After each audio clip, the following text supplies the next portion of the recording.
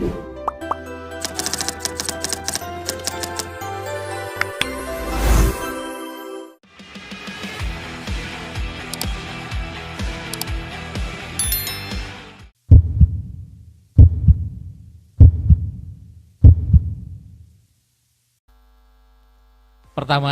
tadi disampaikan oleh Pak Direktur bahwa DITI melalui Sekretariat Direktorat Jenderal Pendidikan Tinggi Ristek meluncurkan satu dikti, yaitu satu data untuk semua layanan, diantaranya adalah untuk layanan sumber daya.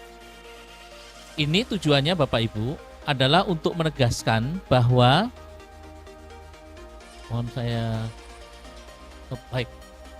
untuk menegaskan bahwa laporan BKD ini dapat digunakan untuk evaluasi kinerja dosen dan juga evaluasi diferensiasi visi misi perguruan tinggi. Karena barangkali belum Bapak Ibu ketahui, dengan penarikan data kinerja dosen di perguruan tinggi, baik perguruan tinggi negeri maupun lembaga layanan pendidikan tinggi, data tersebut dapat dipetakan apakah kinerja dosen di perguruan tinggi tersebut sesuai dengan visi misi yang telah dideklarasikan oleh masing-masing perguruan tinggi atau lembaga perguruan tinggi kita atau lembaga layanan pendidikan tinggi kita.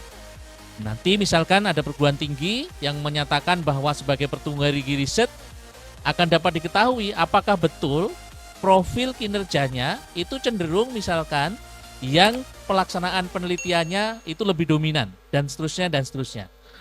Nah, ini yang menarik kemudian dari pelaporan data kinerja dosen ini. Berikutnya saya harus sampaikan bahwa hasil penarikan kinerja dosen perguruan tinggi dan lembaga layanan pendidikan tinggi per tanggal 10 Oktober 2022 kemarin, selanjutnya akan ditindaklanjuti dengan monitoring dan evaluasi yang di dalamnya nanti akan melibatkan Inspektorat Jenderal. Seperti pernah saya sampaikan di setiap acara sosialisasi bahwa kinerja dosen yang dipenuhi oleh dosen, maka konsekuensinya adalah pembayaran tunjangan. Bagi jabatan fungsional asisten ahli sampai lektor kepala, itu disebut dengan tunjangan serdos atau tunjangan profesi, dan bagi profesor, tunjangan serdos ditambah tunjangan kehormatan. Dan itu adalah dari dana APBN Bapak Ibu. Olehnya itu pada saat Monef nanti, itu akan melibatkan Inspektorat Jenderal.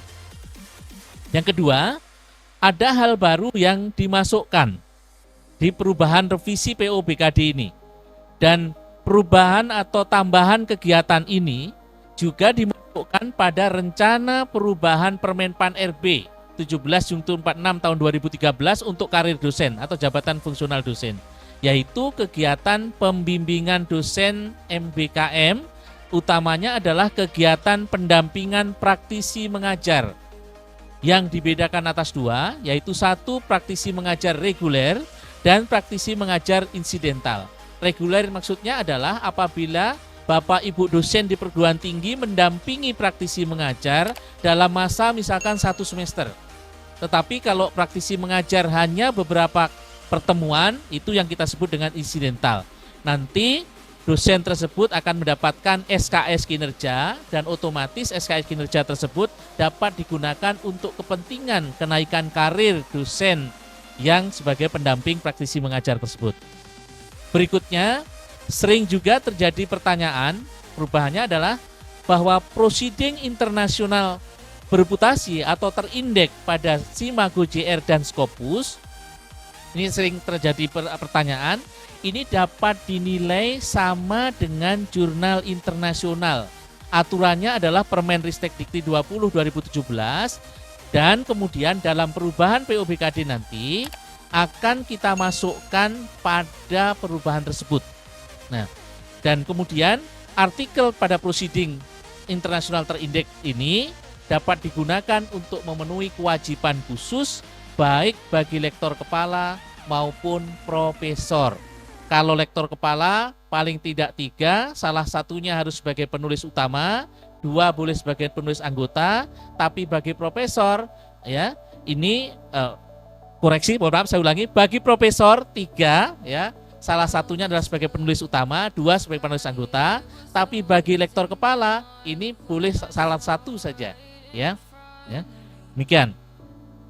Kemudian untuk kewajiban khusus lektor kepala, Bapak Ibu, ada yang kita kenal dengan kalau pada tabel pada PUBKD yang keputusan Dirjen Dikti nomor 12/E KPT 2021 ini terdapat pada tabel 1 ini Bapak Ibu, ya, bahwa untuk lektor kepala disebutkan di sini paling sedikit 3 karya ilmiah yang diterbitkan dalam jurnal nasional terakreditasi. Di sini dalam perubahan ditegaskan dan akan dideskripsikan secara tertulis bahwa yang dimaksud jurnal terakreditasi tersebut adalah jurnal nasional terakreditasi peringkat 1 atau peringkat 2 Arjuna. Jadi sekali lagi hanya peringkat 1 atau peringkat 2 Arjuna.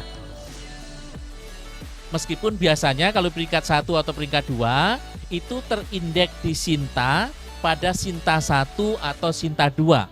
Ya, kesesuaiannya seperti itu.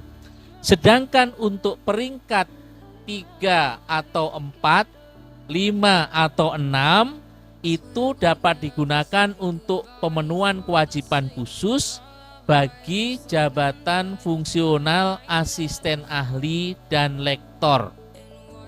Jadi untuk peringkat 3, 4, 5, dan 6 tidak dapat digunakan untuk pemenuhan kewajiban khusus bagi yang lektor kepala.